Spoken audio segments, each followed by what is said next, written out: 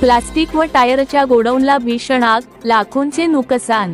धुळे शहरातील मुंबई आग्रा महामार्गावरील highway track police स्टेशनच्या मागे असलेल्या प्लास्टिक व टायरच्या गोडाऊनला मंगळवार दुपारी अचानक भीषण आग लागली। या आगीत संपूर्ण गोडाऊन काही क्षणातच जळून खाक झाले असून परिसरात एकच खळबळ उडाली आहे। सदर गोडाऊनमध्ये प्लास्टिक व टायरचा भंगार मोठ्या प्रमाणात साठवलेला होता, त्यामुळे आगीने काही क्षणातच उग्र रूप धारण केले। आगीचे लोट व काळा धूर मोठ्या अंतरावरून स्पष्टपणे दिसत होते।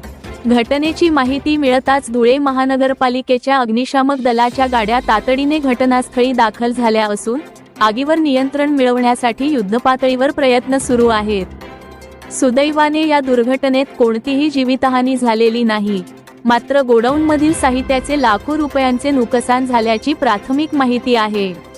आगीचे नेमके कारण अद्याप स्पष्ट झालेले नाही। पोलीस आणि अग्निशामक दल घटनास्थळी उपस्थित असून सखोल तपास सुरू आहे।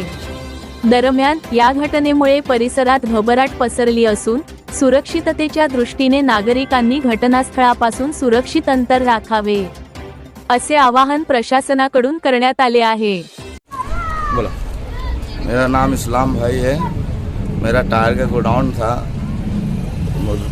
बाजू में प्लास्टिक का कारखाना थी, प्लास्टिक वाले थे। प्लास्टिक वाले के आग लगी उधर, वो हमारा भी लग करके पूरे जल गए। कम से कम 5-7 लाख का नुकसान हो गया। अभी तक आग नहीं बुझ रही है, लोग बुझाने में कोशिश चालू है। आई क्या पानी गाड़ी आई 4-5 गाड़ी पानी की आई।